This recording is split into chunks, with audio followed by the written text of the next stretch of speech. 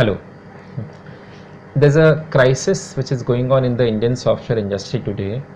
You'll find that almost all the big companies which are there, which were leading the software industry earlier, they have practically stopped recruiting. They are not growing anymore, that is for sure. The number of employees which they have had for the last around 5-6 years, if you take a look, you'll find it's almost stagnant. So one side, yes, they do keep hiring freshers, yes, they do that, but on the other side, they keep sacking the older people also, or they keep sacking people who are not performing well also. In general, you'll find that say people who are after the 35 age bracket, they are in a big problem today because they don't have any kind of job security. It keeps happening that the companies will just do a mass layoff and sack off all these people. So older people who have had experience, good experience, they are realizing today that since the technology in which they had experience is today expiring, it's not being used anymore, so they are losing their jobs all the time. One side, that is a big crisis. Another bigger crisis is that younger people who are not even getting an opportunity to a job. We have every year we have lakhs of people passing out. This year technically it seems that we have around 9 million graduates and almost 2 million engineers, so that makes it 20 lakh engineers. So almost 20 lakh engineers have passed out in this 2016, and the government census says that only approximately 20% have received jobs. So 80% engineers, you will find, they have done the they have been studying for the past 20 years, they have completed all the education, and now they are realizing that they don't even have a job to start with. So software industry, you'll find it's in a big huge problem. So I was trying to understand what is the core reason of the problem, and is there something that we can do to solve the problem, at least partially from our side, right? At least partially for some of the people. The core of the problem is like this. See, there's this balance of demand and supply. For example, when India gained independence, we had these big shots like big names like Mahatma Gandhi, big names like Motilal Nehru, and they were all lawyers. So what happened was that almost every father started to think that, okay, my son, my daughter should be a lawyer, and there came a time when the supply of lawyers became much more than the demand. So unlike you'll find in all other countries, especially in America, you'll find the lawyers are a very rich class of people. They are the richest actually. Lawyers are the richest, doctors are the second richest in America. In India, if you come, you'll find lawyers do not have good jobs. Very few of them. Only I believe there are around 6 good companies which pay reasonably good amount of salary to lawyers. Beyond that, you'll find most of the lawyers are unable to get a good job. If their private practices starts to do well, that's another story. But the point is, simply because of the demand supply. Today, if you look at the same thing has happened with the engineers. We have had too many software developers, too many engineers who are coming up, and the industry does not need so many people. So yes, one side we have companies which are enjoying in that sense because they're able to get people at a very low cost. They're able to sack people whenever they want because there's a huge supply of influx of people from where they can, a pool of people from where they can pick up any time. So the companies are having a great time, but if you look at the people, they are suffering a lot. The core reason is, one of the reasons is that what I realize in India, the culture that we have created for software is not correct. I'll give an example. So if you look in America, if you look at the software companies there, you'll find that almost every company which is there, you know what the company does, and you may have used their own software. Example, say if I say Microsoft, you must have used Windows, Office, those software you must have used. If I say Google, you must have used Gmail, Google Search, Google Maps.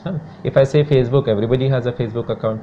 If I say Mozilla, you know that they make browsers, you have used the browsers. If I say Avast, you probably used the antivirus of Avast. But if I say TCS, if I say CTS, if I say Wipro, if I say Infosys, then you realize, okay, these are also software companies, but I haven't used any of that software because they're all services company. So they don't create a software. What they do is somebody else creates a software. Microsoft will create a software, and these companies will use that software, take it to n different other industries. Yes, they're doing a good job, but what they're really doing is just selling something which somebody else has created. So in a way they are piggybacking on somebody else's success. So if this company does well, they will be good. For example, say if Microsoft is launching a great project which is .NET, this company will work on it for a few years until they stop making profit. And say if you're an employee, the company will hire you straight from the college. They'll put you into something like .NET. They'll ask you to work on .NET for the next 10 years. And when .NET goes away, when the market disappears, then you will be left out. I mean, you'll be just released from the company. You'll be in a way laid off from the company or sacked from the company. So this person is thinking that, okay, I learned something, I did something for 10 years, but what do I do with that knowledge? It's of no use to me. The problem with services is that even if you have a great pool of people, for example, say call center, there are classic cases, classic cases. So if a person is working in a call center for maybe a 5-year project of a bank, after those 5 years, he realizes that my skills are of no use, and he will really, after losing his jobs, he realizes that there's nothing that I can do on my own. Same thing is happening with software in India, that almost all the companies are focusing on services, not product. If if we look at from a company's viewpoint, that's a good thing to do, because see, services, their income is guaranteed. You work for n hours, you get n dollars paid. But in product, you really don't know that whether your application, if you're making a game, whether the game will do well in the market or not. You may make a huge amount of money, or you may make up making huge losses also. So with product, there is a risk, that is for sure. So most of the companies here are not doing that. But the problem arises that in the long run, if a company is not into product, only services, then you will not find that the company can continue for very long. And that is what is happening with most of the companies in India. They are continuing only because they are able to lay off people. So one side, yes, they hire people, another side they lay off people, and there's nothing really that we can do if a company lays me off. So the companies are on that side safe, but they have spoiled the lives of millions of people who join software industry just imagining that my career will be great, especially the young people. One of the solution is that, see, there's nothing wrong with Indians. It's not that we are bad people.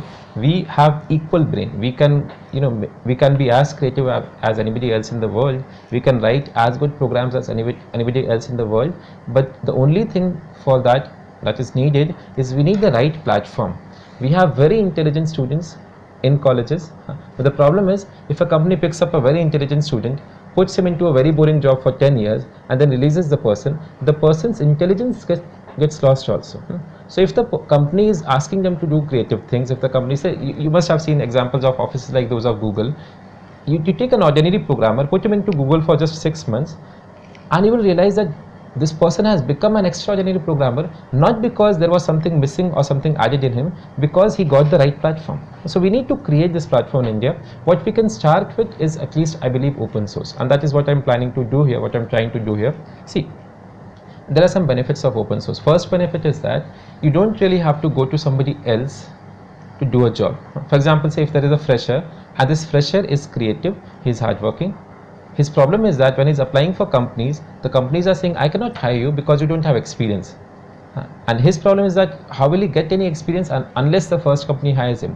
With open source, what he can do, if he has the right talent, he does not have to wait for somebody else to spot his talent and give him an opportunity. No, he can simply go to open source, create a program which can do good to the society, to the world, to the people, create an application which will be useful to you and me, and if that application he creates, if that application gets downloaded, etc., then he will realize that he can start making money out of it also. He does not have to go to somebody or ask for somebody else. The first thing is that if you're a good programmer, you can actually start an open source project today.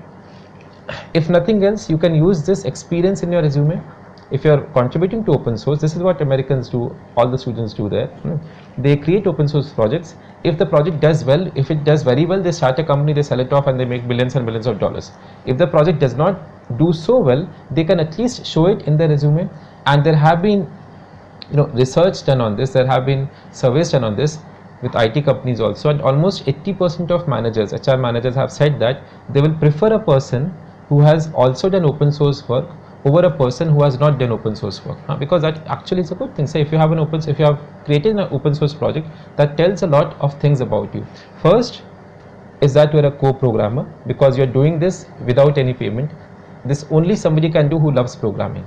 This cannot be done by somebody who's into programming only for the money, right? So first, it proves, if you're writing an open source code, that yes, you're a co-programmer for Insight. Second, if you're writing open source, now you'll find that there are some techniques which you need to follow, and there are some frameworks, some guidelines which are set up. There are some coding standards which are predefined. If you follow those coding standards, you're actually following the footsteps of the greatest programmers of the world. So when you're working on open source projects, you're trying to create an application in the same style in which the best programmers of the world work, so your quality will also increase, apart from just these things. So one of the things that we can do is, I don't know why nobody else is doing this in India. I'm so surprised once I understood this system, right? So I was anxious that why don't we start this today. we have such a huge pool of programmers, freshers, senior people also. We have people who are working, maybe in call centers, who could have got a job in programming, but they did not get a job, so they're working in call centers. We have people who are very good programmers, potential programmers, who are very intelligent also, creative also, who are doing sales jobs because they never got an opportunity. We have people who could have written a great piece of code, but they've been put in a company where they have to do some boring data entry kind of a job, so they're losing everything which they have. So there's a huge pool in India, and all we need to do is create a platform where you can come. This is what my intention is, that you people come.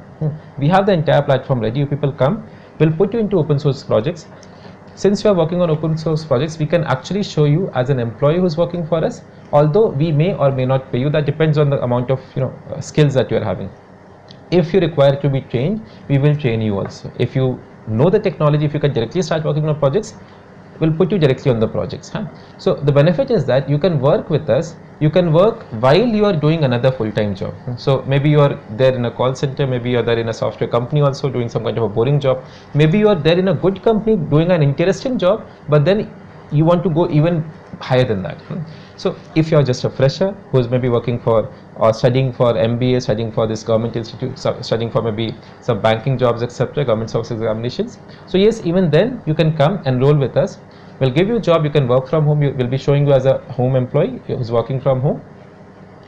Since you'll be doing the project with us, the open source projects with us, and with all these projects, we have the GPL licenses which are there, we have the MIT licenses which are there, we have the Apache licenses. So using these licenses, your work will be protected.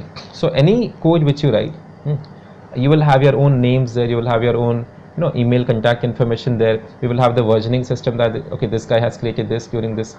So your code will be made online, anybody can access it, and your proof will remain that okay, you have worked on these projects. So even if you just want to show it on the CV, that will look great. You can show to the company that for the last 6 months there is no gap in your career as such, because for the last 6 months you were actually studying for the government sector jobs, but last 6 months you have worked with us on these projects, and that is a very valid experience which you can show. This is done in all American companies all the time.